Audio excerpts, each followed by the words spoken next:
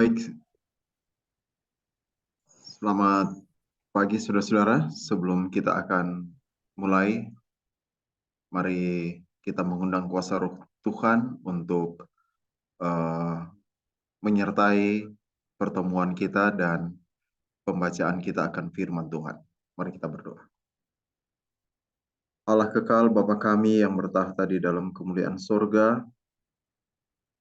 ketika kami datang pada pagi ini menghadap hadirat-Mu, kami mengucap syukur atas berkat, kasih, dan perlindungan Tuhan bagi kehidupan kami masing-masing. Dan saat ini ketika kami berkumpul di dalam room meeting ini, kami mau datang untuk menjalin hubungan yang dekat dengan Tuhan. Kiranya Engkau akan berfirman kepada kami, Bapa, menunjukkan kepada kami apa yang harus kami lakukan. Terima kasih karena kami percaya Engkau akan menyucikan kami dari segala kejahatan dan dosa kami, dan melayakkan kami untuk mendengarkan firman-Mu pada saat ini dan hidup di dalam firman. Terima kasih Bapa, Engkau akan menyertai pertemuan ini. Di dalam nama Yesus kami berdoa. Amin. Oke, baik saudara-saudara, selamat hari Sabat semuanya. Kita bersyukur pada Tuhan, kita boleh berkumpul kembali untuk mendengarkan firman Tuhan pada kesempatan yang Tuhan telah siapkan untuk kita semua pada pagi hari ini. Oke, judul firman Tuhan kita pada saat ini adalah Hosea dan Gomer. Sebagaimana yang sudah dibagikan di flyer, kita akan membahas pada saat ini satu pasal di dalam Alkitab dan khususnya di dalam buku Hosea. Untuk itu, jika saudara ada Alkitab, mari kita membuka Alkitab kita di dalam Hosea pasal yang pertama.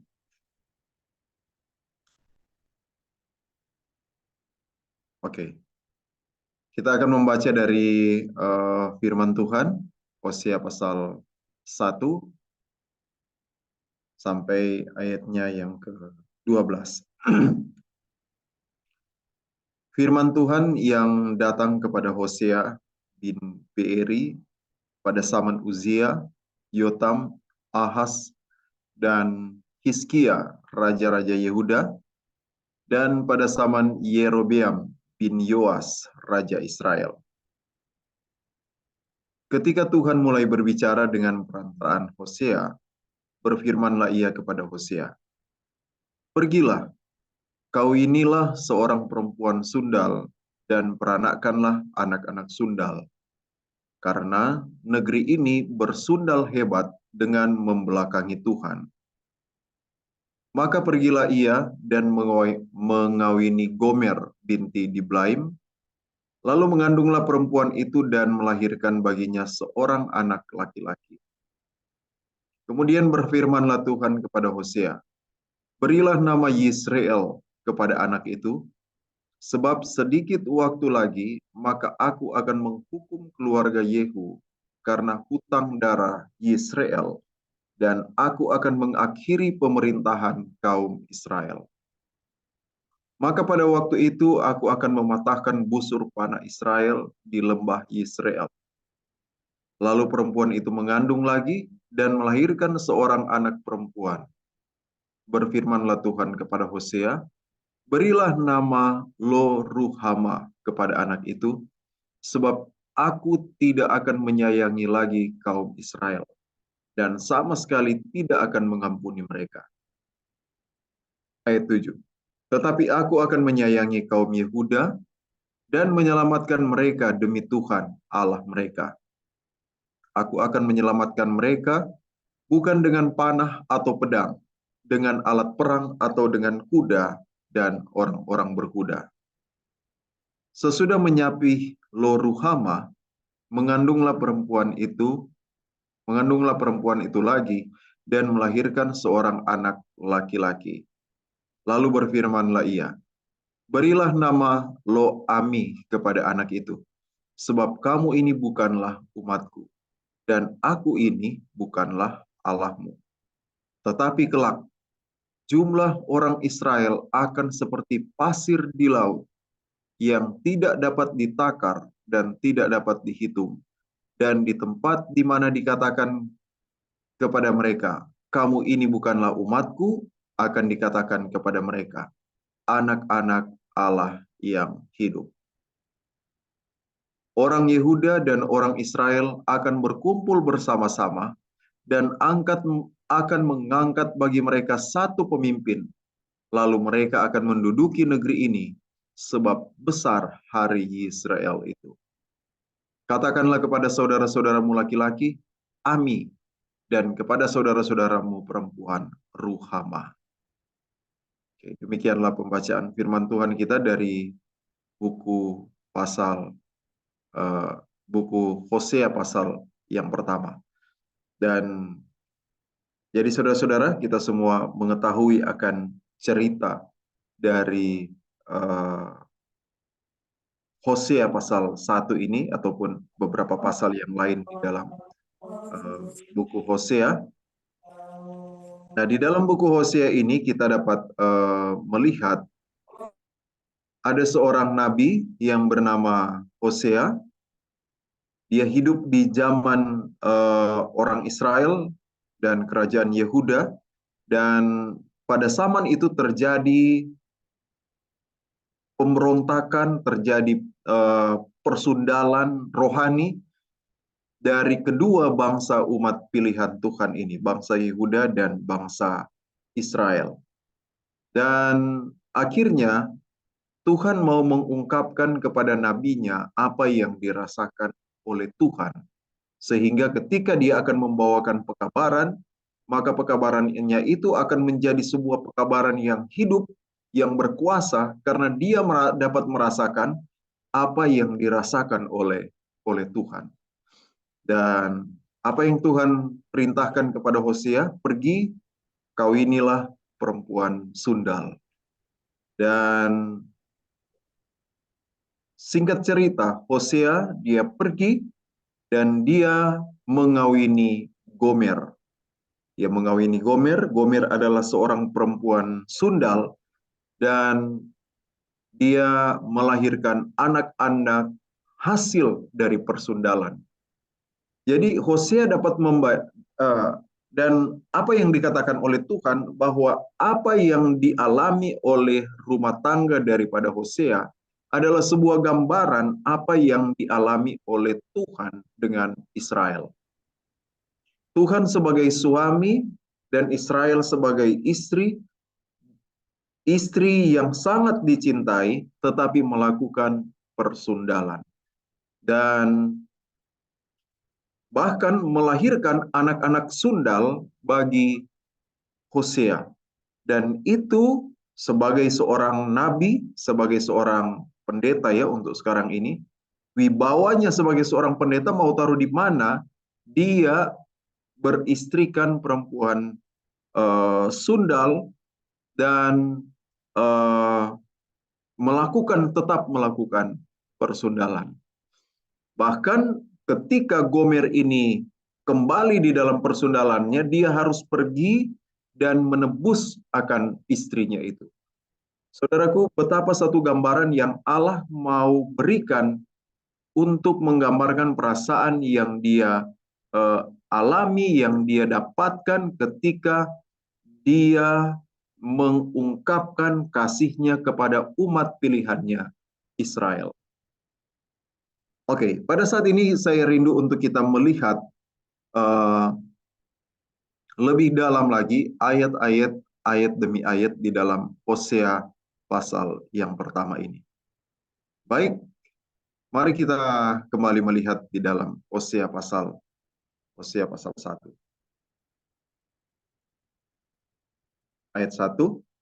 Firman Tuhan datang kepada Hosea bin Beeri pada zaman Usia, Yotam, Ahaz, dan Hizkia raja-raja Yehuda, dan pada zaman Yerobeam bin Yoas raja Israel. Ayat yang kedua. Ketika Tuhan mulai berbicara dengan perantaraan Hosea, berfirmanlah ia kepada Hosea, Hosea, pergilah, kawinilah seorang perempuan sundal. Jadi Tuhan tidak menyebut siapa yang harus dikawini, tetapi dia memerintahkan untuk nabinya itu untuk mengawini seorang perempuan sundal. Jadi tidak disebut nama ya. Dan peranakanlah anak-anak sundal, karena negeri ini bersundal hebat dengan membelakangi Tuhan. Maka pergilah ia, Tuhan memerintahkan untuk mengawini seorang perempuan sundal, dan tidak disebutkan nama, dan pergilah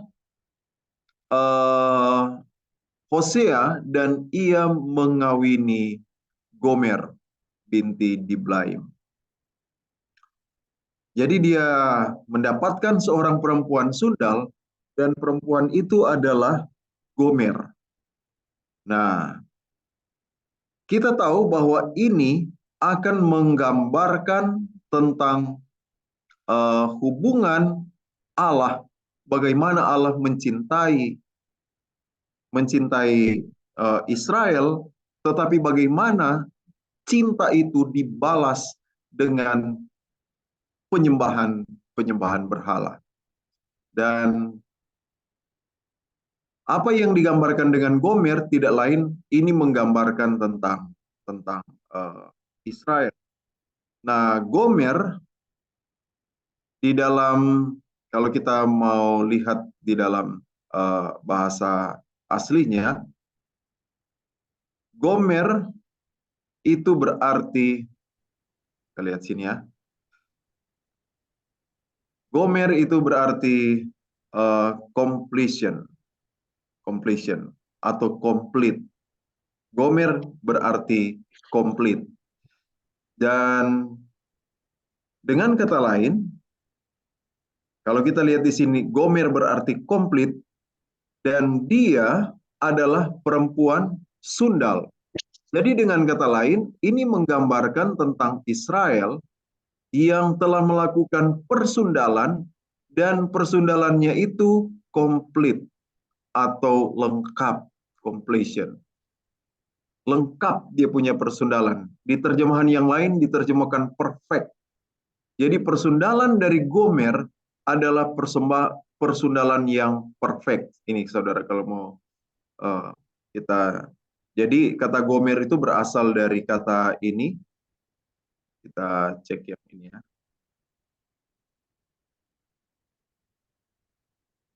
Ya, yang berarti perfect.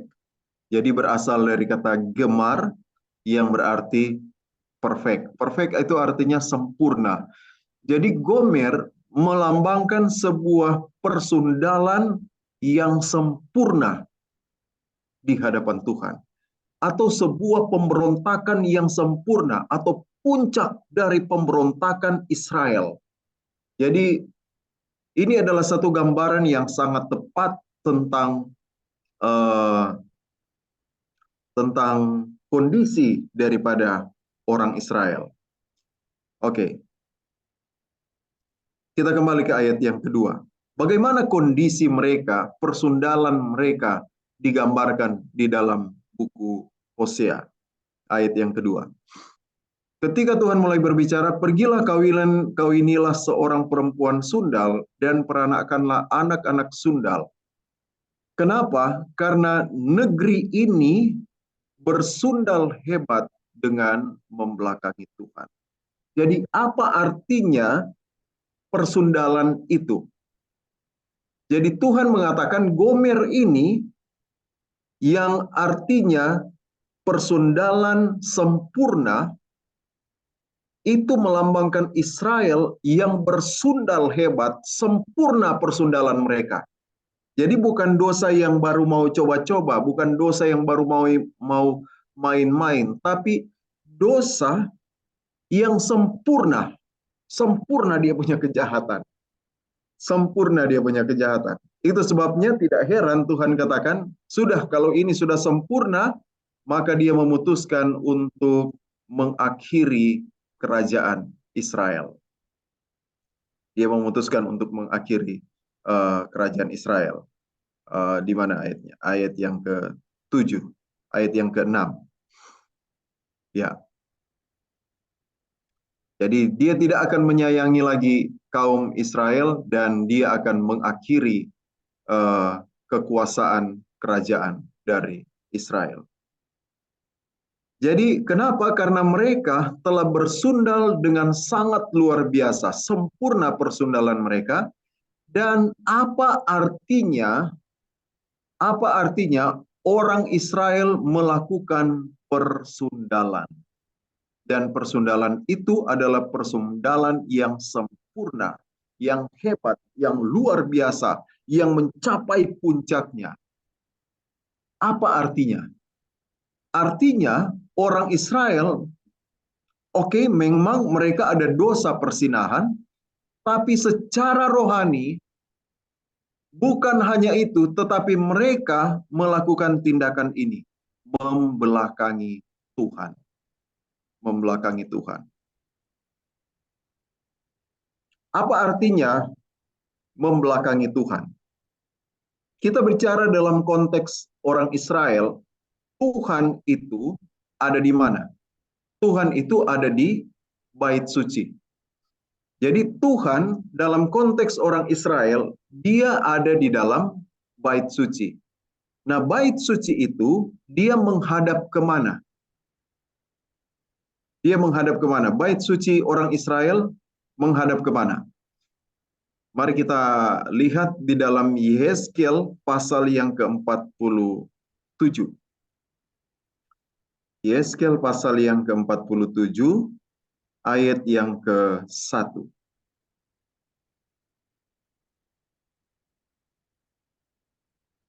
Yehezkiel 47 ayat yang ke-1. Kemudian ia membawa aku kembali ke pintu bait suci, dan sungguh ada air keluar dari bawah ambang pintu bait suci itu dan mengalir menuju ke timur. Sebab, perhatikan ini, bait suci juga menghadap ke timur. Jadi bait suci itu dia menghadap ke timur. Dia menghadap ke timur. Dengan kata lain, ketika dikatakan orang Israel mereka membelakangi Tuhan, itu artinya mereka menghadap kemana? Mereka menghadap ke timur. Dan ada apa di timur? Tidak lain, di timur ada apa? Ada matahari. Jadi sebenarnya kenapa Tuhan membuat bait suci itu menghadap ke timur? Supaya ketika orang datang di bait suci, karena bait suci kan menghadap ke timur, sana timur. Ketika orang datang menghadap Tuhan di bait suci, ya, jadi ini timur. Sana timur. Sana timur, kemudian bait suci seperti ini. Tuhan ada di sini. Jadi ketika orang Israel datang menghadap Tuhan, mereka harus sujud menyembah kepada Tuhan, dan ketika mereka sujud menyembah kepada Tuhan, otomatis mereka membelakangi apa? Timur. Kenapa Tuhan buat seperti itu?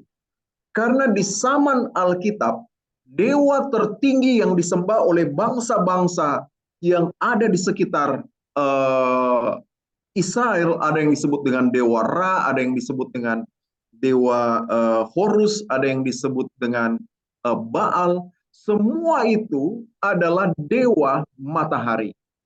Kenapa? Karena mereka meyakini matahari itu adalah kekuatan yang memberikan kehidupan kepada mereka. Mereka sangat meyakini bahwa matahari itu adalah kekuatan yang dapat memberikan apa yang mereka perlukan. Jadi tanpa matahari mereka tidak bisa hidup. Tetapi Tuhan mengajarkan dengan sistem bait suci, yang diajarkan oleh Tuhan, dia membuat bait suci itu menghadap timur. Kenapa? Supaya ketika orang Israel datang, mereka menghadap ke barat dan sujud menyembah ke barat. Dan ketika mereka sujud menyembah ke barat, secara tidak langsung mereka harus membelakangi dewa matahari. Mereka harus membelakangi dewa matahari. Nah, sekarang orang Israel katanya mereka bersundal kepada Tuhan dan persundalan mereka itu sempurna di hadapan Tuhan, perfect, gomer, yang artinya persundalan yang sempurna. Persundalan yang sempurna. Dan apakah persundalan yang sempurna itu? Sujud atau membelakangi Tuhan. Jadi dengan kata lain, apa artinya membelakangi Tuhan? Ini hadirat Tuhan di sini, mereka membelakangi Tuhan dan sujud ke sana. Sujud ke timur. Jadi apa artinya mereka sujud ke timur? Itu artinya mereka membelakangi Tuhan. Nah, apa artinya mereka sujud ke timur atau ke matahari? Mereka rela untuk menyembah kepada Baal, menyembah kepada dewa matahari, dewa Ra, dewa Horus, supaya mereka dapat apa yang dijanjikan oleh dewa matahari tersebut. Saudaraku, apa itu dewa matahari? Sekali lagi, dewa matahari adalah sesuatu yang merupakan sumber kehidupan bagi orang-orang yang tidak percaya. Dewa matahari adalah sumber pendapatan bagi orang-orang yang di luar Israel. Dan Tuhan mau ketika kita datang menyembah Tuhan, maka kita harus mengutamakan Tuhan dan membelakangi sumber yang dianggap sebagai tempat untuk kita mendapatkan penghasilan dan lain sebagainya, sebagai sumber berkat. Apa yang Tuhan inginkan adalah kita harus melihat kepada Dia dan hanya Dia saja sebagai sumber utama dari penghasilan kita, dari segala kebutuhan kita. Nah, terus kita tidak perlu bekerja. Bukan seperti itu. Tetapi, kalaupun kita bekerja, itu karena Tuhan yang memerintahkan kita. Kalaupun kita bekerja untuk mencari nafkah, itu karena Tuhan yang menyuruh kita. Bukan karena kita mau bergantung kepada sumber penghasilan itu, dan kemudian hal itu membuat kita membelakangi Tuhan. Apa maksudnya? Begini saudara-saudara, bukan hanya sedikit orang yang melupakan Tuhan oleh karena pekerjaan yang harus mereka lakukan. Sehingga pekerjaan itu membuat mereka melupakan akan Tuhan. Mereka melupakan akan Tuhan. Jadi Tuhan sudah dibelakangi, mereka sujud kepada pekerjaan itu dan melupakan Tuhan. Itu artinya bersundal, itu artinya gomer, itu artinya persundalan yang sempurna. Melupakan Tuhan oleh karena pekerjaan. Bahkan ada yang harus dia ingat Tuhan, tapi dia harus lawan itu Tuhan dan firman-Nya oleh karena sumber penghidupan yang dia sedang jalani.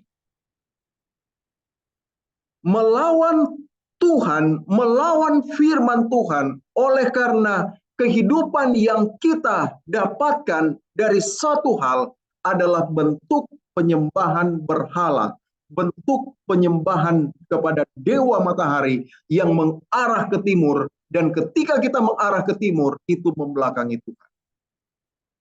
Saudara, kita boleh bekerja dan kita harus bekerja karena Tuhan memerintahkan. Tapi jangan sampai pekerjaan itu membuat kita melupakan Tuhan atau melawan Tuhan. Jika pekerjaan itu telah membuat kita melupakan Tuhan, jika penghasilan, sumber pendapatan kita, sumber penghasilan kita membuat kita melupakan Tuhan, atau yang berat adalah ini, kita mengingat Tuhan, tapi kita rela melanggar akan prinsip-prinsip kebenaran yang Tuhan telah tetapkan. Oleh karena kita mau mencari sumber penghasilan itu, sumber pendapatan itu, sumber kehidupan itu, kita rela untuk melanggar perintah-perintah Tuhan. Itu sama dengan sujud menyembah ke arah timur dan kepada dewa matahari yang dianggap sebagai sumber kehidupan itu. Dan ketika kita sujud kepada dewa matahari itu, secara otomatis kita membelakangi Tuhan. Inilah yang terjadi kepada orang Israel, dan Tuhan katakan persundalan mereka perfect, sempurna. Persundalan mereka sempurna. Kemudian kita lanjut ke ayat yang keempat.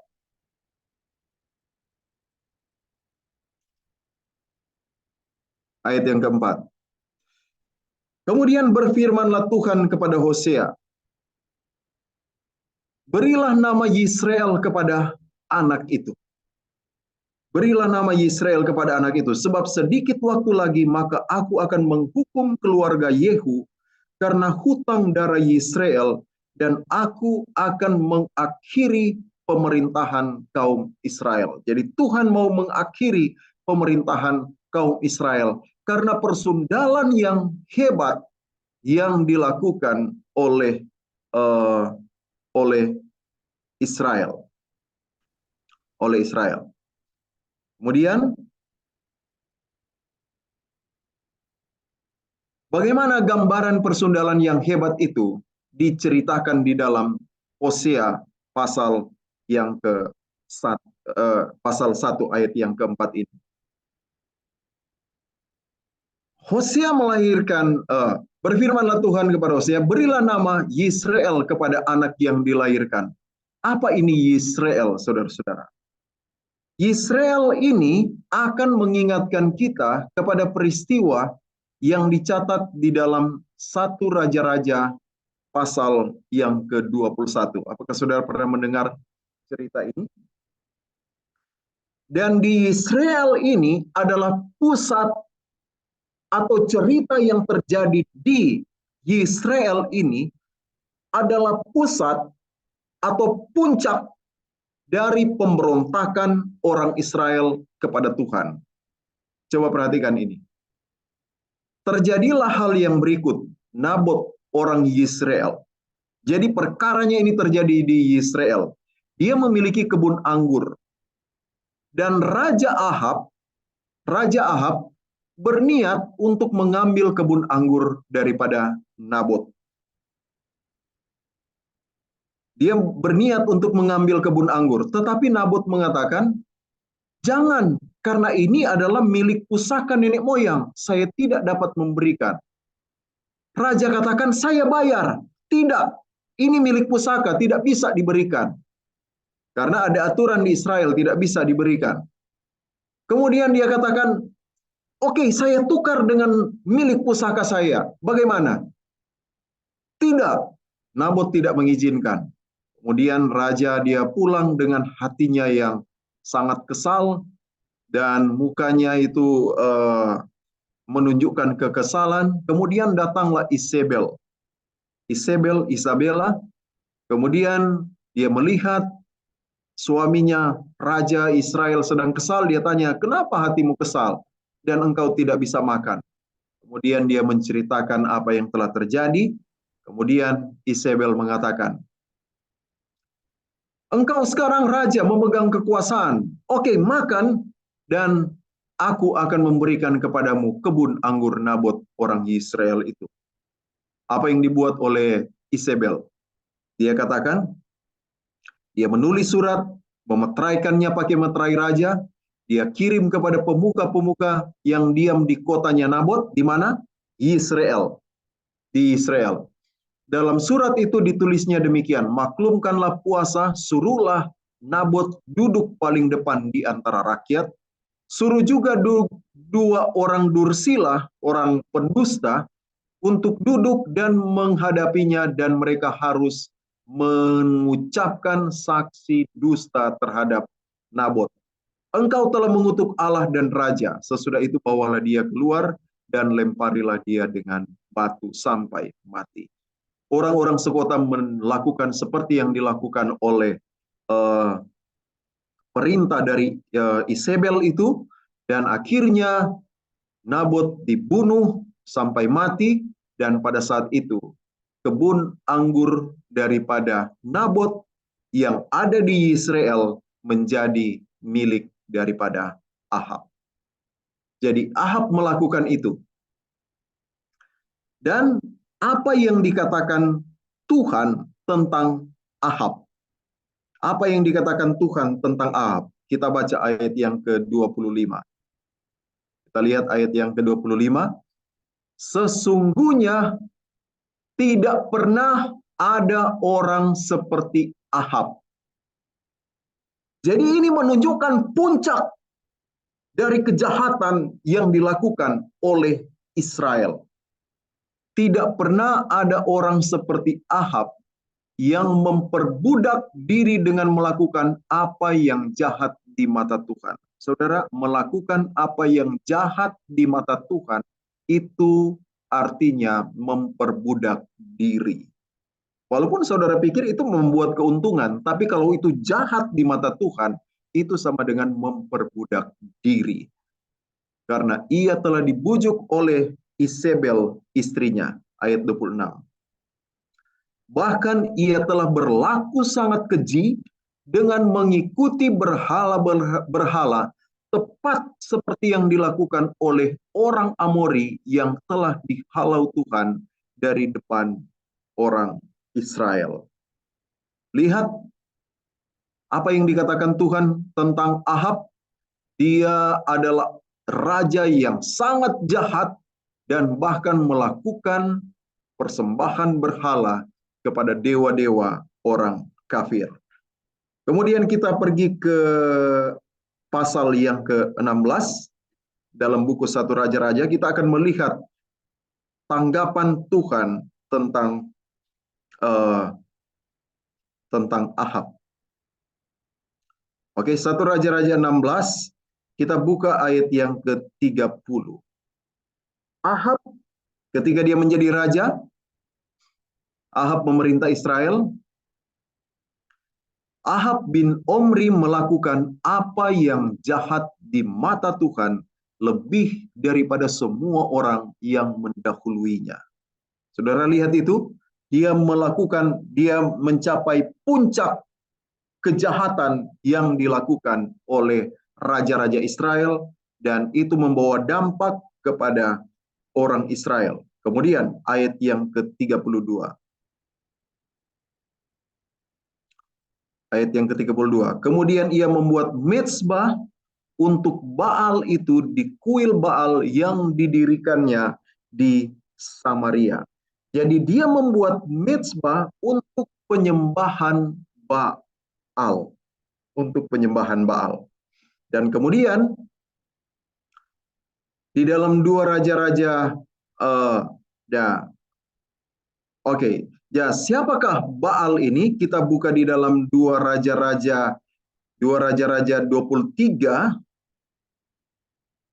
2 Raja-Raja 23 ayat yang ke-5. Saudara perhatikan ini. Ia memberhentikan para imam dewa asing yang telah diangkat oleh raja-raja Yehuda untuk membakar korban di bukit pengorbanan di kota-kota Yehuda di sekitar Yerusalem. Juga orang-orang yang membakar korban untuk Baal. Oke. Baal untuk dewa matahari.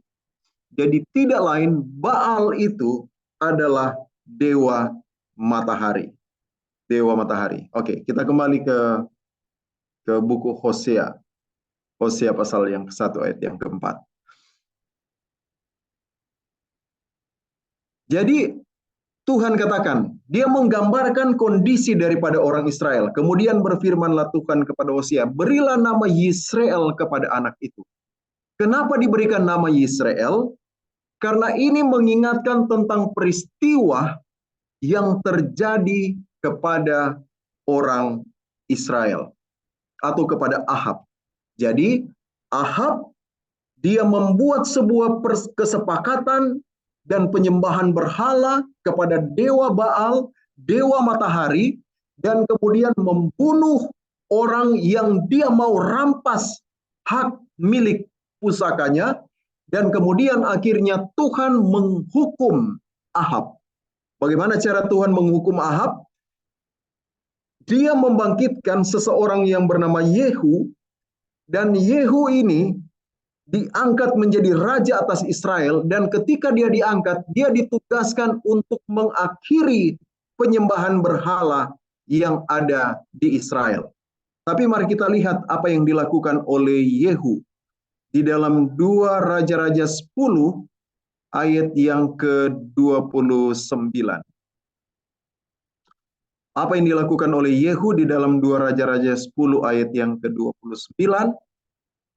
Yehu tidak menjauh dari dosa-dosa Yerobeam bin Nebat yang mengakibatkan orang Israel berdosa pula, yakni dosa penyembahan anak-anak lembu emas yang di Betel dan yang di Dan.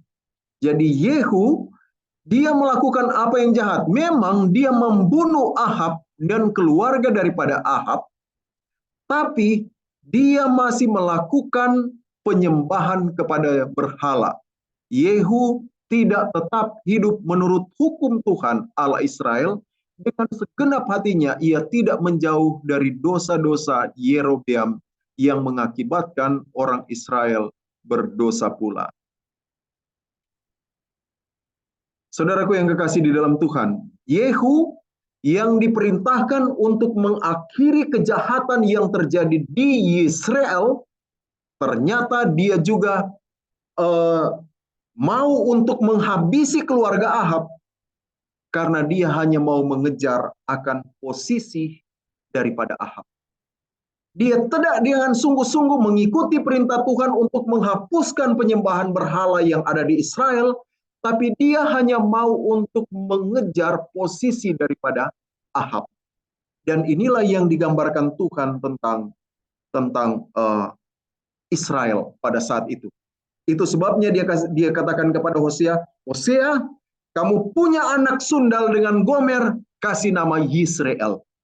Karena mereka telah memberontak kepada aku, mereka merampok satu dengan yang lain, menyembah berhala, dan orang yang saya perintahkan untuk dibunuh karena penyembahan berhalanya, ternyata dia hanya menginginkan kekuasaan raja, dan dia melanjutkan penyembahan berhala itu dalam bentuk yang lain. Dia kasih rupa itu Baal, dan dia ganti dengan dewa yang lain. Yehu. Itulah yang terjadi kepada orang Israel pada saat itu. Kemudian kita pergi ke ayat yang kelima di dalam Hosea pasal 1. Jadi itu Yehu, ayat yang kelima. Maka pada waktu itu aku akan mematahkan busur panah Israel di lembah Yisrael. Jadi Yisrael itu menjadi saksi sejarah tentang pemberontakan orang Israel kepada Tuhan yang mencapai puncaknya. Ayat yang ke-6. Lalu perempuan itu mengandung lagi dan melahirkan seorang anak perempuan.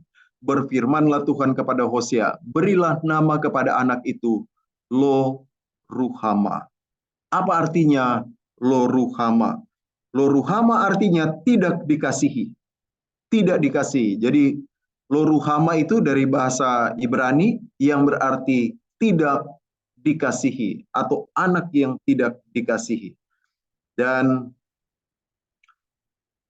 Lo Ruhama kepada anak itu, sebab aku tidak akan menyayangi lagi kaum Israel dan sama sekali tidak akan mengampuni mereka. Saudara, kita bertanya begini, bukankah Tuhan itu Maha Pengampun? Kenapa Dia tidak mau mengampuni Israel?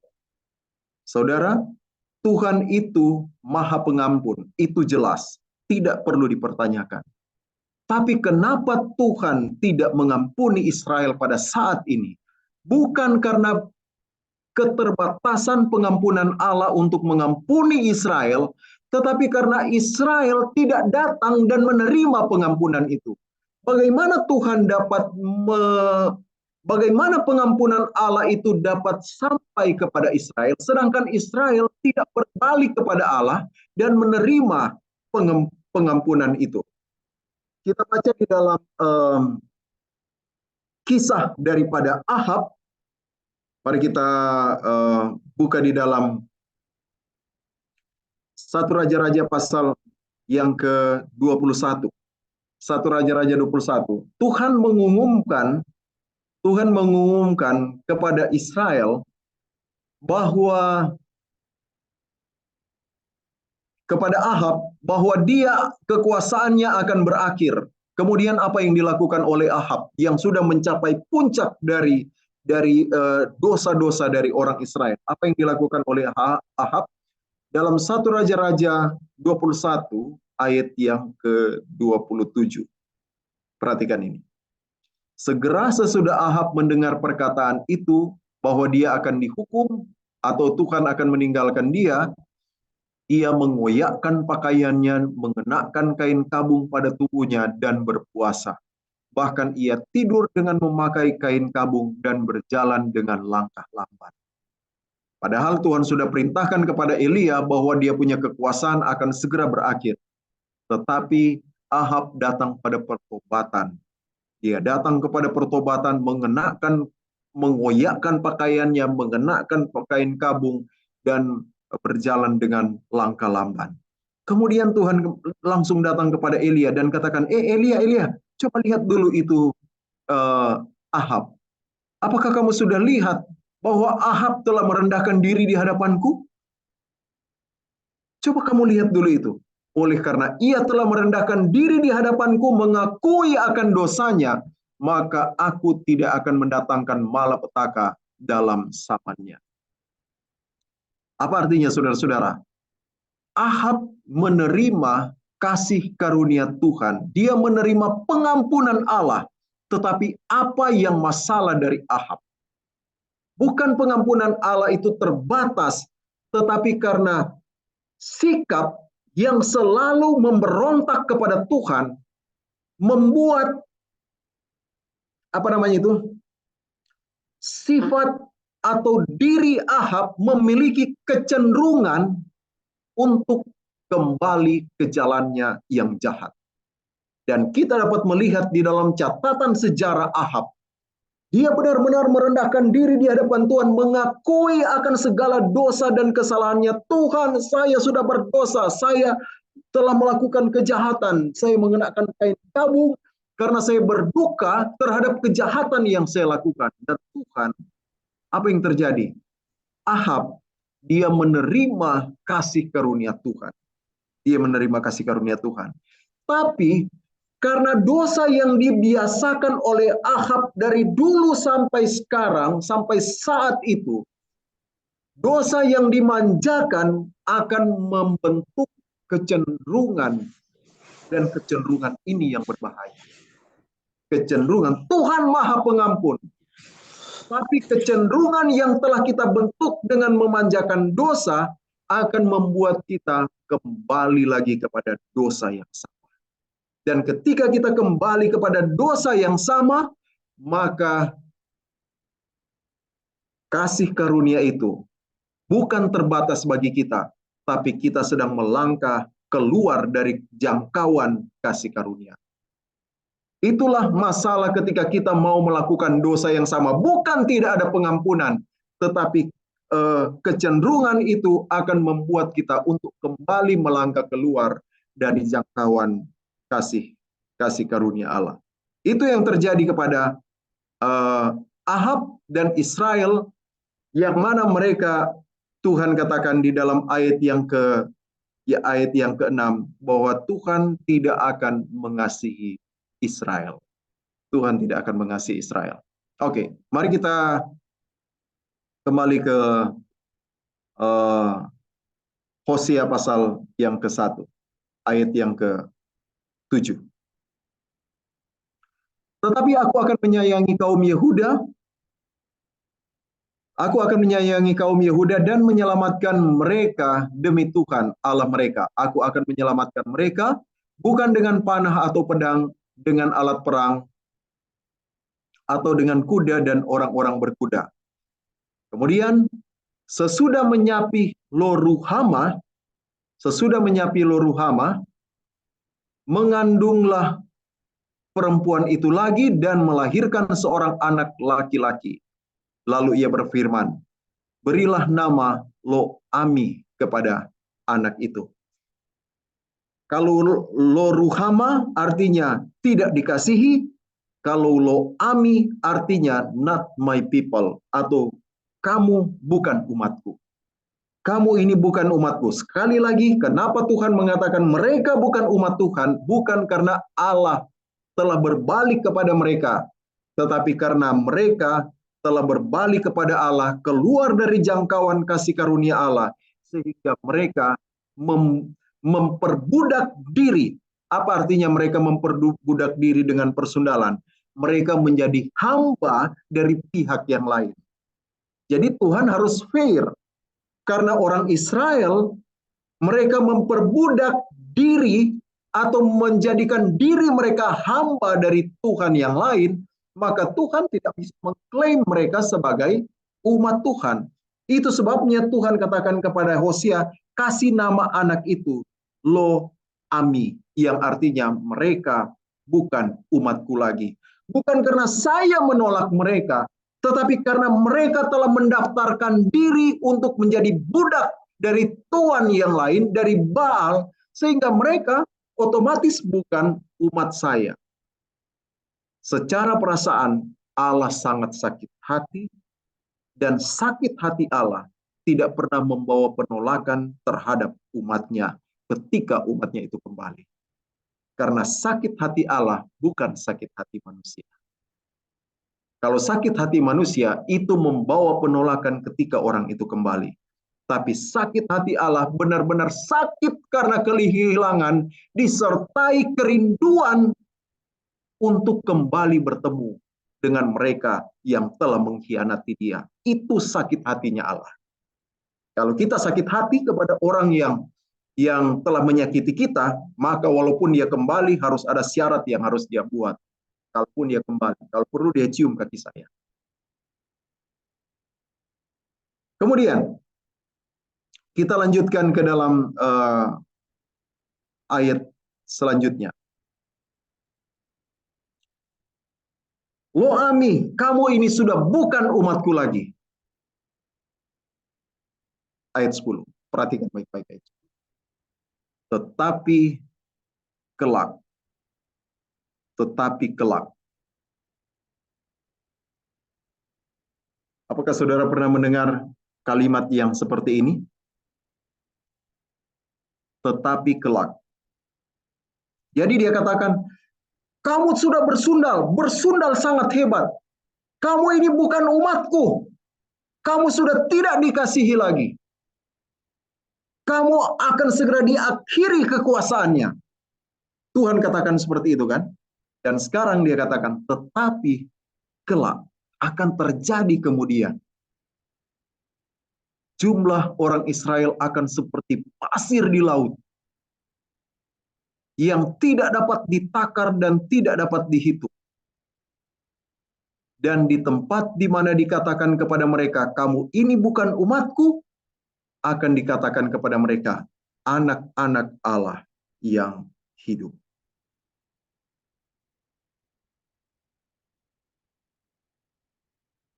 Saudara tahu apa ini? Israel akan seperti pasir di laut yang tidak dapat ditakar dan tidak dapat dihitung. Dan mereka akan disebut anak-anak Allah yang hidup. Mari kita pergi ke buku Wahyu. Wahyu pasal yang ke-7. Dia punya ini, Israel. Suku-suku Israel dalam buku Wahyu. Yang telah dimeteraikan dari semua suku Israel. Wahyu 7 ayat yang ke-4. Dan mereka disebut 144.000, tapi kemudian lihat gambaran yang selanjutnya.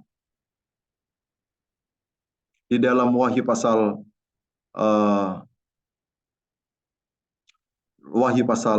7. Kemudian aku melihat sesungguhnya kumpulan besar orang banyak yang tidak dapat terhitung banyaknya dari segala bangsa dan suku dan kaum dan bahasa berdiri di hadapan takhta dan di hadapan Anak Domba Allah, memakai jubah putih dan memegang daun-daun palem di tangan mereka. Anda lihat nih, sekumpulan besar orang banyak. Yohanes dalam cerita ini, dia mendengar jumlah mereka 144.000. Dia mendengar jumlah mereka 144.000. Tapi ketika dia melihat, apa yang dia lihat? Jumlah yang sangat besar, tidak terhitung banyaknya dari segala bangsa, suku, dan bahasa. Siapa mereka? Siapa mereka? 12 suku Israel. 12 suku Israel ini. Siapa mereka 12 suku Israel? Perhatikan, siapa mereka? Siapa mereka ini? Ayat 3. Hamba-hamba Allah. Dan siapa hamba-hamba Allah? Apa mereka? Hamba-hamba Allah apa mereka? Lihat ini. Allah yang hidup. Allah yang hidup.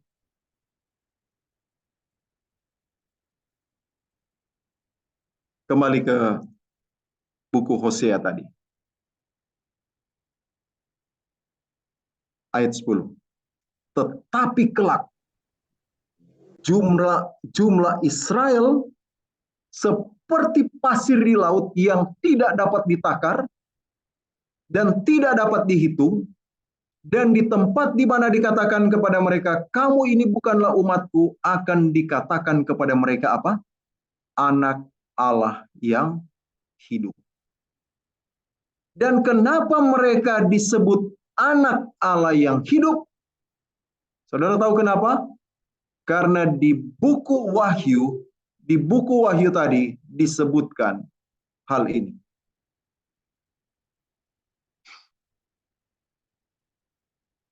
Karena di buku Wahyu tadi disebutkan, ayat berapa tadi?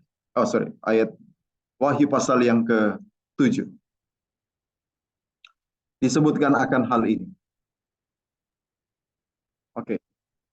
Mereka memakai jubah putih. Apa ini jubah putih? Jubah kebenaran Kristus. Mereka orang berdosa, tetapi telah menerima jubah pembenaran daripada Kristus. Sehingga mereka disebut dengan penerus daripada Israel. Mereka disebut sebagai penerus daripada Israel. Mereka dibenarkan oleh Allah karena mereka menerima pembenaran dengan menanggalkan jubah mereka dan mengenakan jubah putih daripada Kristus. Menerima penebusan yang datang dari Tuhan. Apa artinya? Mereka mengakui akan dosa mereka dan meninggalkannya. Dan mereka berada kembali di dalam jangkauan kasih karunia Allah. Mereka kembali menjadi anak Allah yang hidup. Mereka menjadi anak Allah yang hidup. Dalam Hosea pasal 13, ayat yang keempat, ayat tema kita. Hosea atau Allah diperkenalkan atau memperkenalkan dirinya sebagai ini kepada Hosea dan orang Israel. Saudara perhatikan ini. Tetapi aku adalah Tuhan Allahmu. Siapa ini Tuhan Allahmu? Sejak dari Mesir, aku Tuhan Allahmu. Engkau tidak mengenal Allah yang lain kecuali aku, dan tidak ada juru selamat selain dari aku. Jadi Tuhan memperkenalkan dirinya di dalam buku Hosea, di akhir dari buku Hosea, dia mengatakan, aku adalah juru selamatmu. Dan tidak ada yang lain. Tidak ada juru selamat yang dapat menyelamatkan sama seperti saya menyelamatkan engkau, lo Ruhama dan lo Ami. Engkau yang tadinya bukan umatku, bukan yang dikasihi, sekarang kamu adalah umat yang dikasihi oleh Tuhan. Kenapa? Karena aku adalah juru selamat penebusmu yang hidup, yang akan mengampuni segala kesalahanmu, sebesar apapun dosa dan pelanggaran. Itulah Allah yang diperkenalkan oleh kitab atau cerita di dalam buku Hosea. Selanjutnya, ayat yang ke-11. Orang Yehuda dan orang Israel akan berkumpul bersama-sama dan akan mengangkat bagi mereka satu pemimpin. Lalu mereka akan menduduki negeri ini sebab besar hari Yisrael itu. Pada akhirnya, tempat di mana terjadi yang menjadi saksi pemberontakan Israel akan nyata di sana pertobatan Yehuda dan Israel di Yisrael. Dan kemudian orang-orang Israel akan berkumpul. Nah, kapan peristiwa itu terjadi dan bagaimana itu terjadi adalah pada saat orang-orang Yehuda dan Israel mereka berkumpul bersama-sama dan mengangkat bagi mereka satu pemimpin. Hanya ada satu pemimpin. Mereka memutuskan di dalam hidup mereka bahwa tidak ada Baal, tidak ada dewa-dewa asing, tidak ada dewa matahari, tidak ada yang lain yang menjadi pemimpin kami. Hanya Tuhan Allah saja. Dan pada saat itu, mereka akan dikembalikan di dalam posisi mereka sebagai umat pilihan Tuhan. Ayat yang ke-12. Katakanlah kepada saudara-saudaramu laki-laki, Ami, yang tadinya disebut dengan Lo Ami, yang artinya bukan umatku, sekarang mereka disebutkan Ami, yang artinya orang. Dan kepada saudara-saudaramu perempuan, Ruhama, yang tadinya Lo Ruhama, atau yang tidak disayangi, sekarang mereka disebut disayangi. Oke, saudara perhatikan ini ya. Kalau di bahasa Inggris dia di pasal yang kedua. Say ye unto your brethren ini. Oke, kita cek di sini. Ya.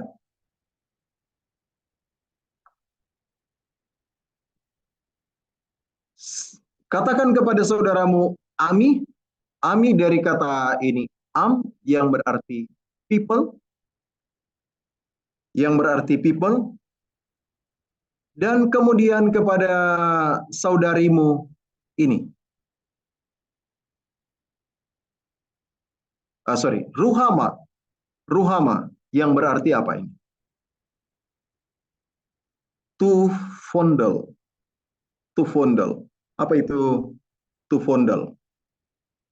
To fondle artinya dibelai. To love, untuk dikasihi. To compassionate, itu untuk dikasihi juga, untuk disayangi. Kemudian untuk find mercy, yang menemukan belas kasihan.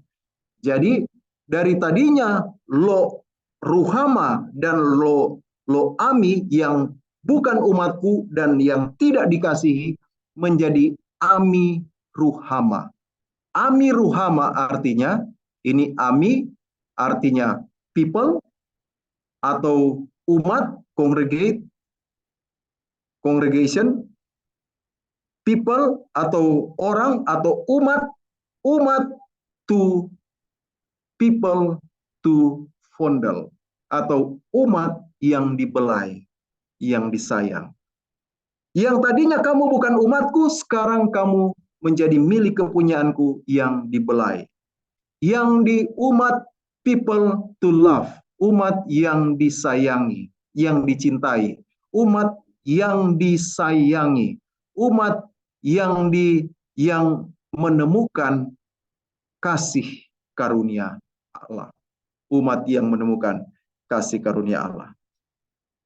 Saudaraku, pada akhirnya orang Israel akan menjadi umat yang dicintai, umat yang disayangi. Kenapa?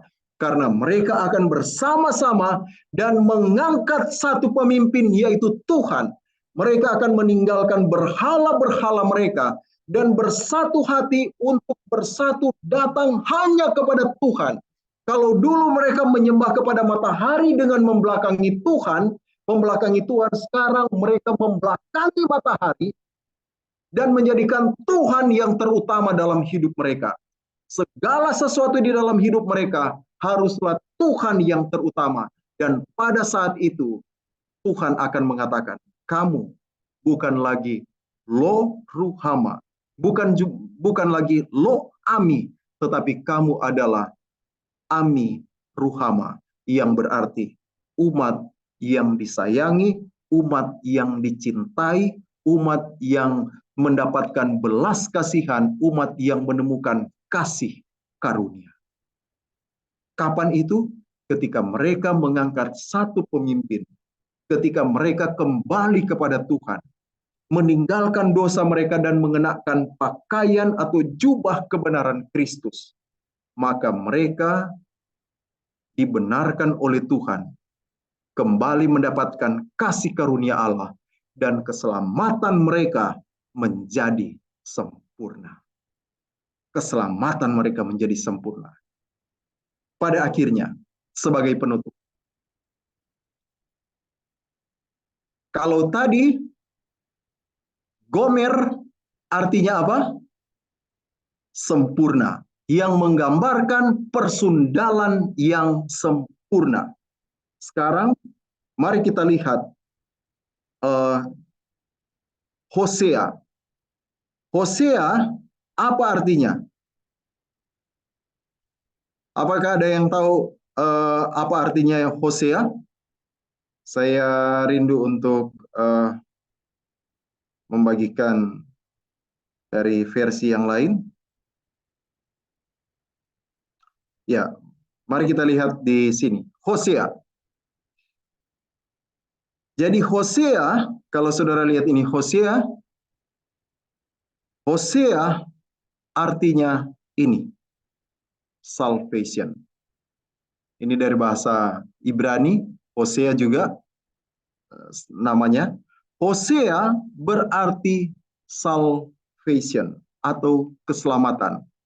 Gomer, perfect, complete.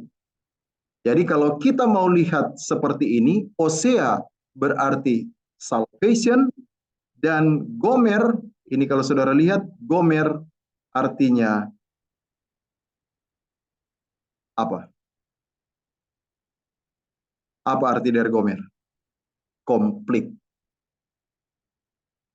Dengan kata lain, Hosea Gomer artinya salvation complete. Apa arti lain dari Gomer? Perfect. Salvation perfect. Salvation sempurna. Keselamatan daripada Allah itu menjadi sempurna. Saudaraku yang kekasih di dalam Tuhan, pada awalnya orang Israel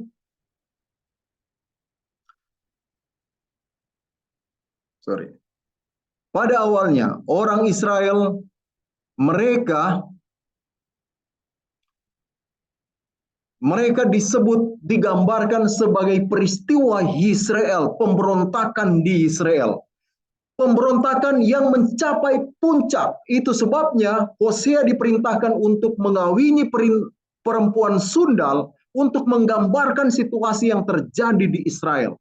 Dan Hosea mengawini Gomer yang artinya perempuan sundal yang sempurna. Dan ini benar-benar menggambarkan Israel yang membelakangi Tuhan oleh karena mereka sujud kepada dewa Baal, yaitu dewa matahari. Dan akhirnya kondisi dari Israel yang keluar dari jangkauan kasih karunia Tuhan membuat mereka bukan umat Tuhan, bukan karena Tuhan menolak mereka, tetapi mereka telah memperbudak diri mereka, menjadikan diri mereka sebagai budak bagi tuan yang lain. Dan akhirnya mereka di luar jangkauan kasih karunia Allah, mereka tidak dikasihi. Itulah kondisi daripada Israel. Tetapi Tuhan katakan akan terjadi kelak. Mereka akan kembali mengangkat satu pemimpin kepada mereka. Mereka akan menanggalkan dosa mereka dan mengenakan pakaian kebenaran Kristus. Dan mereka akan disebut hamba anak Allah yang hidup. Mereka akan meninggalkan dosa-dosa mereka. Dan pada waktu itu, mereka bukan lagi umat yang tidak dikasihi. Mereka bukan lagi umat yang tidak disayangi. Mereka bukan lagi umat dari dewa Baal. Tetapi pada saat itu mereka adalah umatku, mereka adalah umat pilihanku, mereka adalah umat kesayanganku. Dan ketika mereka kembali itu, mereka bukan lagi lo Ruhama, mereka bukan lagi lo Ami, tetapi Ruhama Ami, yang artinya umat yang disayangi. Dan ketika bersatunya Gomer dengan Hosea, terjadilah persatuan Hosea Gomer yang artinya salvation complete. Salvation perfect. Yang artinya keselamatan itu sempurna. Keselamatan itu lengkap. Dari penyembahan berhala yang sempurna, dari persundalan yang sempurna, Gomer menjadi Hosea Gomer, salvation complete. Karena kenapa? Karena Hosea memperkenalkan tidak ada juru selamat lain yang dapat menyelamatkan sama seperti Allah menyelamatkan. Apa yang harus kita buat? Datang kepadanya. Angkat dia sebagai pemimpin yang akan mengarahkan setiap rencanamu, setiap tujuan hidupmu. Dan jangan memperbudak diri dengan menjadikan dirimu pelanggar firman Tuhan. Karena ketika engkau melanggar firman Tuhan, engkau sedang memperbudak diri di dalam terhadap Tuhan yang lain. Datang pada Tuhan. Jadikan dia sebagai pemimpin. Dan ingat, ada janji Tuhan di akhir zaman ini. Israel yang dikatakan akan kembali, saudara tahu, itu tidak pernah digenapi dalam zaman Hosea. Itu tidak pernah digenapi di zaman Israel. Tidak pernah digenapi. Tetapi itu akan digenapi, Anda tahu kapan? Zaman ini. Di zaman kita hidup ini, Israel sedang dinantikan untuk muncul kemunculannya. Israel yang dinubuatkan di dalam nubuatan Hosea akan kembali. Mereka akan memakai jubah putih dan menjadi anak Allah yang hidup. Adalah Israel yang akan muncul pada generasi kita. Berhenti mengandalkan segala sumber daya yang engkau dapatkan. Kita bisa mendapatkannya. Tapi jangan sampai kita mengandalkan itu membuat kita melupakan Tuhan, bahkan melawan perintah Tuhan. Kenapa?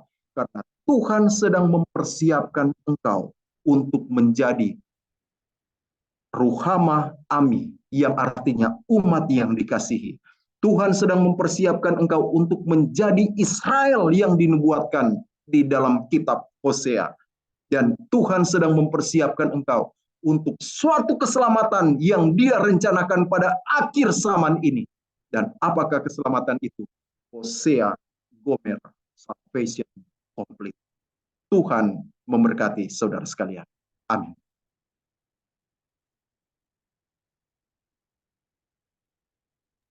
Amin. Terpujilah Tuhan.